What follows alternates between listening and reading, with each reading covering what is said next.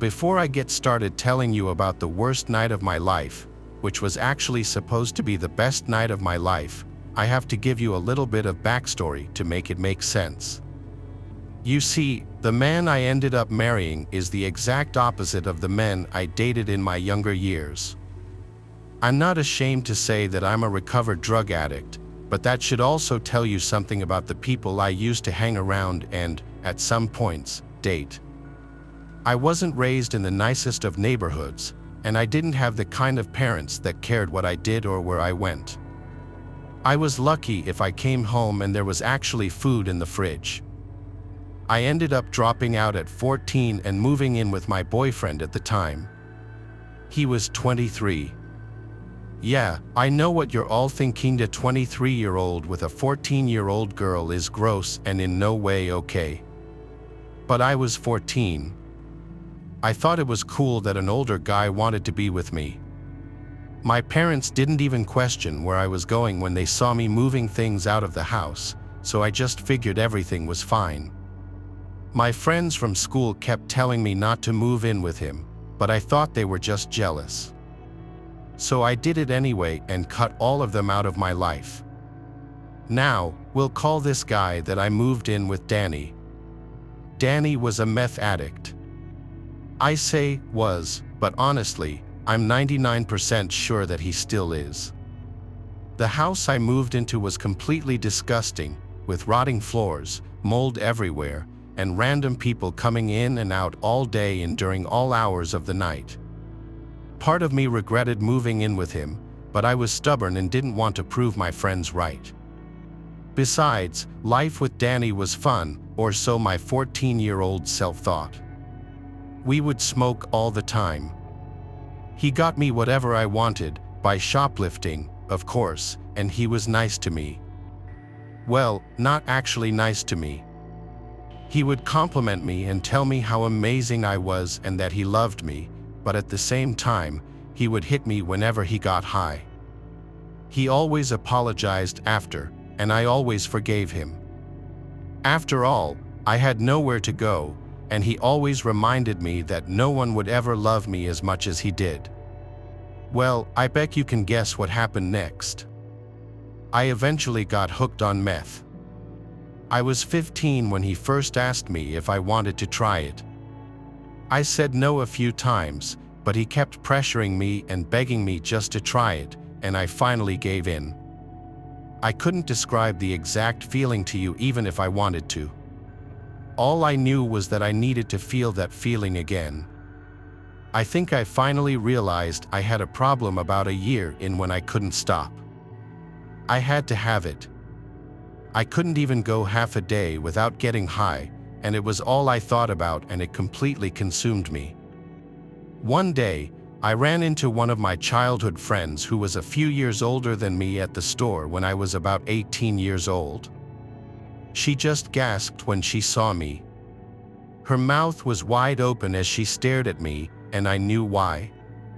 I looked horrible. My teeth were rotting, my hair was disgusting, the clothes I wore were ratty.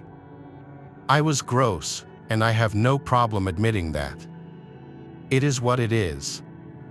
When she finally managed to speak, all she said was, "What happened to you?" At that moment, all I felt was shame.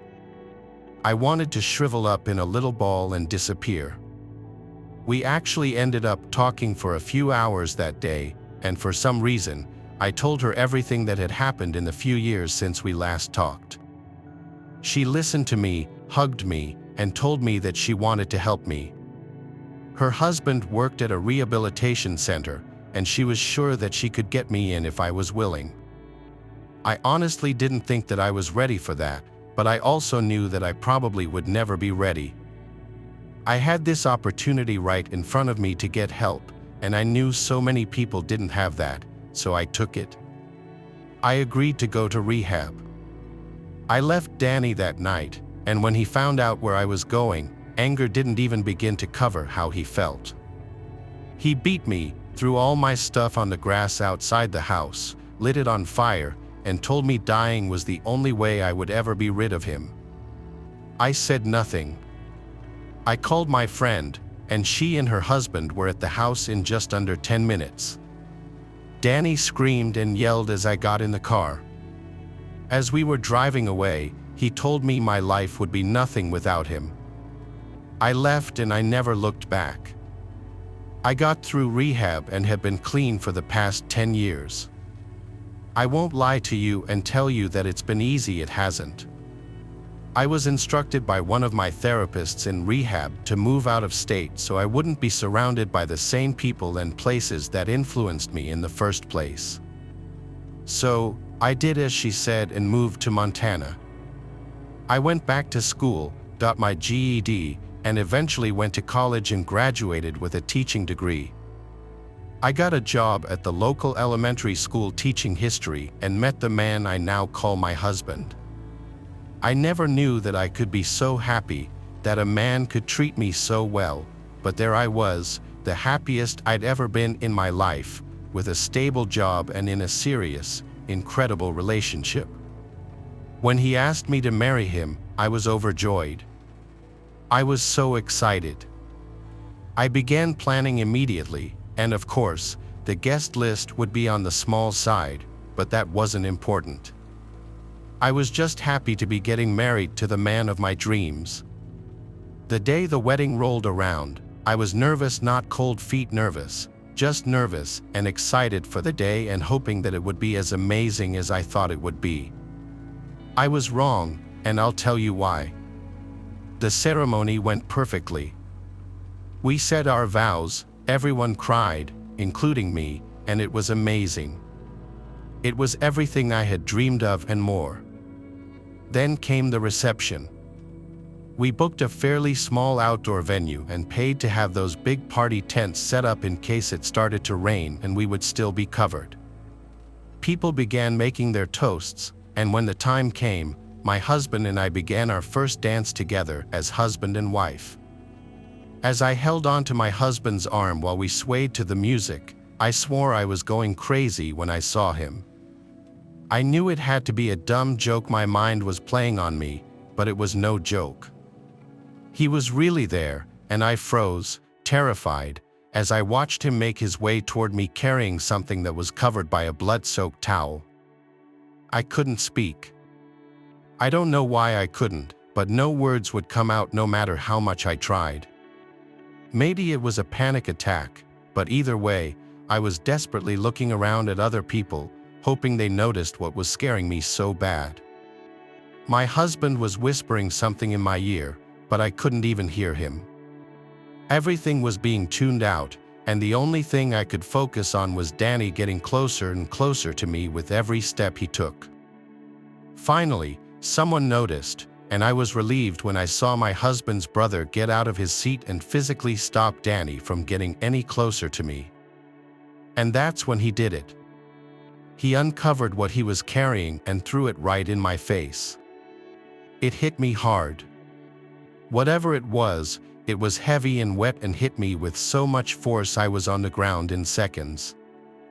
I couldn't believe what was happening. I looked down and noticed that I was covered in blood. The room started spinning, and I started hyperventilating. I could hear Danny screaming, but at that point, I couldn't focus enough on anything to tell what he was saying, and finally, I just passed out. When I woke up, I was in the back of an ambulance, getting my dress cut off so they could look for wounds. They weren't exactly sure if the blood was mine or if it all came from the pig's head. Yes, you read that right, Danny had actually thrown a severed pig's head directly at my face. I had a few cuts on my face from where the head hit me and had unfortunately swallowed some of the blood that had forced its way into my mouth on impact. My husband apparently insisted I be taken to the hospital to test for any diseases I may have gotten from it. After I passed out, a bunch of men in my husband's family tackled Danny to the ground and beat him severely until he was bloody and unconscious. When the police got there, they also just ended up taking him to the hospital as well, where he was treated for internal injuries from the beating. I was fine apart from the mental trauma and a couple of scrapes and bruises from where I was hit. My husband and I had a second ceremony a few months later, much smaller, at his parents' house to try to make up for the day that had been ruined for both of us, and it was perfect. It's just how I wanted my wedding day to be remembered. Now, Danny was sentenced to 5 years in prison with 5 years probation after his eventual release. I was relieved when I heard how long his sentence was. The mental trauma that I have has been awful, but my husband always makes me feel safe. He assured me that he would never let anything happen to me like that again, and I believed him. It wasn't his fault. We've been married now for 5 years, and I figured I'd tell this story now as Danny is set to be released in the coming months. Lately, all I do is pray to God that he isn't mad enough to pull something like that again or do something even worse.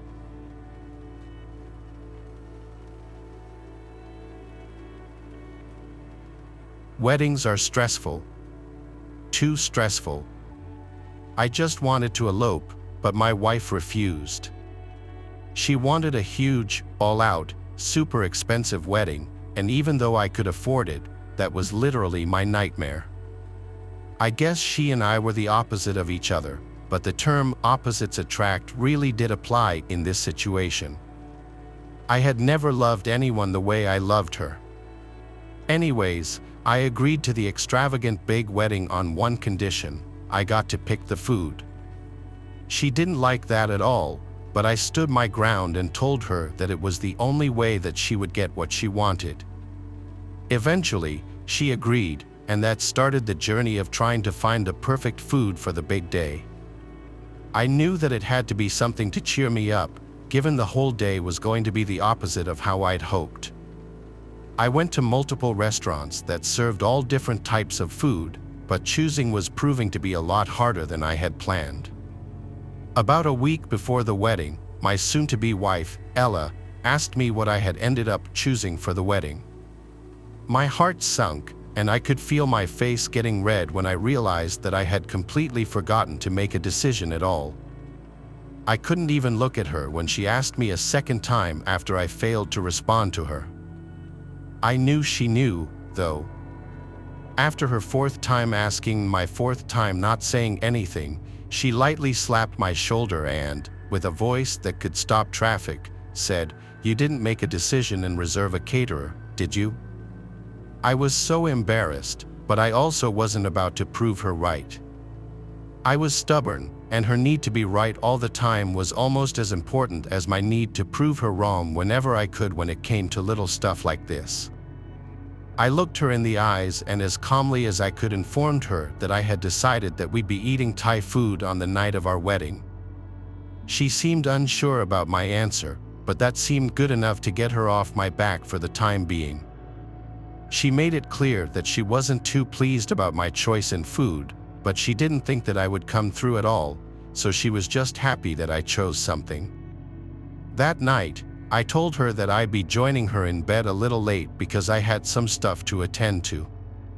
In reality, that whole night was spent searching for a last-minute Thai caterer that hopefully I could call in the morning and book for the wedding. When morning came, I called 5 different Thai restaurants and asked if they could do it. They all said no, but the last one gave me the phone number to his aunt and said that she made great Thai food, and he was 90% certain that she could prepare enough food for the wedding with her family's help. I was skeptical at first, but I had no other options. There was no way I was going to tell Ella what was actually going on, so I called her. She told me she could do it, but it would cost around $10,000 for the short notice and the amount of food that she'd be making. It was a large wedding, and she told me that she'd have to get her brothers, sisters, and children on board with cooking to be able to finish it in time. After we hung up, I was actually pretty optimistic. The big day came, and I can't lie and say that I wasn't dreading it. I knew Ella would love it, but I also knew that I would hate it. But I was willing to do anything for her, even put up with the wedding and reception that were the opposite of what I would have wanted. The Thai food was dropped off at the reception venue early in the morning, and the wait staff was instructed on how to go about serving and reheating it. When I went to check on how everything worked out, it looked amazing. My wife even commented on how proud of me she was for coming through with what I had promised. It was time to eat, and everyone really enjoyed the food. It was worth the huge expense, and I felt pretty good about myself at that moment. But that feeling wouldn't last.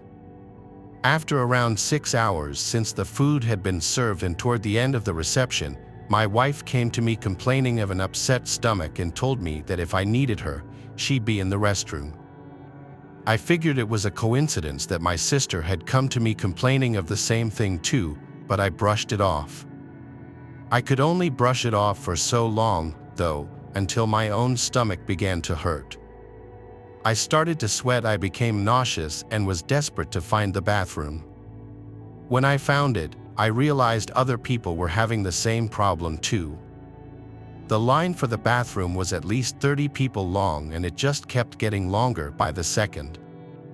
Even the porta potties outside had lines. That's when it began. I watched in horror as almost everyone who was attending the reception began to projectile vomit in every direction. These people were so sick and weren't even trying to aim away from each other. There were literally hundreds of us filling this venue, throwing up in every direction. It was covering the floors, the walls, the tables. The large room filled with the stench of the insides of people's stomachs. It was so bad, I remember my eyes began to water and my nose was even burning.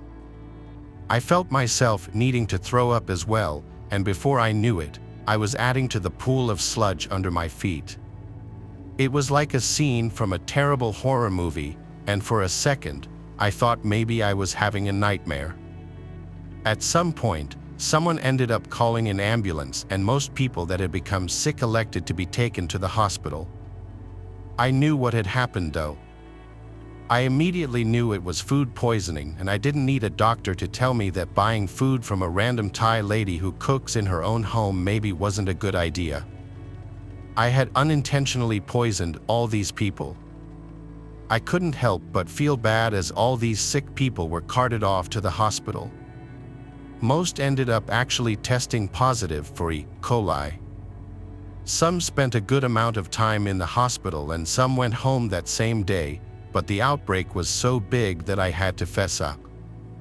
I told the police exactly what had happened. Unfortunately, some of the wedding guests most affected by the food poisoning did opt to sue. Myself, my wife, and the woman who cooked the food were held responsible for what had happened that night and were ordered to pay a large amount of money, which I won't disclose here, to the large list of guests that joined the lawsuit against us. The woman who cooked for us and her whole family were found to be illegal immigrants and were subsequently deported after their immigration status became known. My wife wouldn't even look at me for almost a week and wouldn't sleep in the same bed as me for almost a year.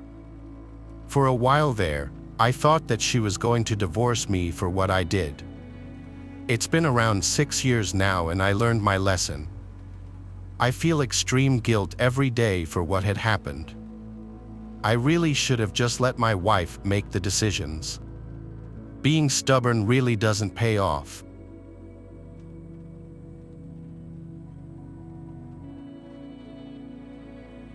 I had a pretty low-key beach wedding, mostly just family and friends. My wife, who I'll just call Mary, invited more people than me for sure. She even invited her ex-boyfriend Tony. I didn't know exactly how I felt about that at the time, but I acted accepting and fine with it because I knew they remained close friends. There were about 50 people at the wedding ceremony, including Tony. I didn't pay him much mind the day of the wedding because it was such a big day and my mind was obviously racing. Tony was friendly to me, but throughout the wedding reception, I noticed Tony would constantly be talking to Mary, and when he wasn't talking to her, he'd be looking in her general direction. I mean, Mary and I were married now, it's not like he had any shot at all. So at the time, I started to think maybe I was just being a little too paranoid. Even if it was slightly annoying, Tony came alone to the wedding, which I thought was just a tad weird that he didn't bring a date. My wife and I stayed in a fancy waterfront hotel that night, and the next day we went back home. A couple of people who didn't make the wedding came by the house to congratulate us and drop off gifts. Surprisingly, Tony stopped by as well. Mary and I had recently moved into a new house together, and Tony claimed to have stopped by to check out her new place and to drop off his gift that he didn't get to give us yesterday. He handed us, well, Mary specifically, an envelope and a little foot-long teddy bear holding a heart. On the heart were our initials, which I actually found to be a nice, thoughtful gift. We gave Tony a tour of the house and he stayed for a beer, but after that, he said he'd better get going and congratulated us once more before leaving.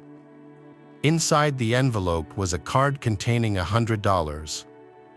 As nice as I thought the gifts were, I still believed he had some serious feelings for Mary, and I asked her to ease back on the friendship a bit. She couldn't see what I saw though, apparently. She swore up and down that they were just very close friends and that there were no feelings left on either side. Mary put the teddy bear next to some of the other gifts on our dressers. While my wife and I were in bed together having a romantic moment, I stopped her when I heard this weird noise. I couldn't put my finger on what it was, but it sounded like a small electrical component. I looked around for my phone and found it was on my nightstand. I chalked it up to being a vibration from a text notification. Like half an hour later, laying in bed with the light off, I once again brought up Tony, asking if he'd texted her since the day before. She said he has, and I got a little annoyed.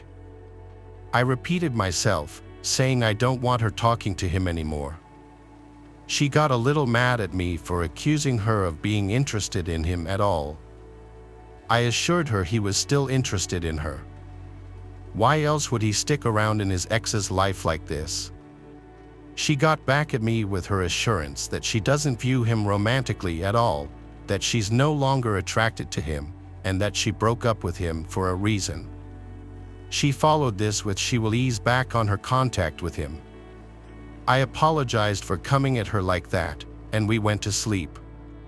The next day, when I got home from work, Mary exclaimed that Tony randomly blocked her on Facebook. When she texted him asking what's wrong, he replied, "What do you care? I heard the things you said." When she tried texting back, asking what he was talking about, she saw that he blocked her number now too.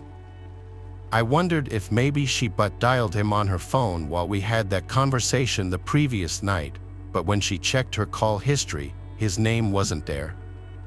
I wasn't angry though him blocking her meant I was right that he did still have feelings, and now he'd be gone.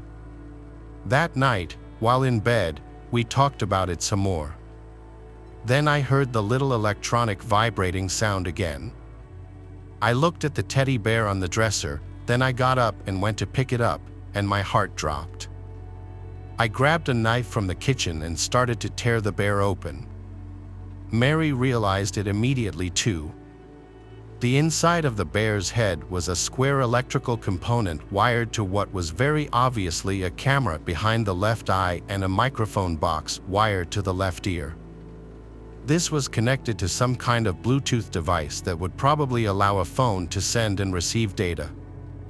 We went to the police that night with the teddy bear and filed a police report. We then hired a lawyer and pressed charges against Tony for invasion of privacy. The judge ruled in our favor and required Tony to pay us $15,000 each. Mary also got a restraining order against him, and that was the end of him in our lives. Though we still do sometimes worry that he may pay us an unexpected visit. If he was crazy enough to wire a teddy bear to spy on us and possibly watch us in bed together, who knows how far someone like that is capable of going.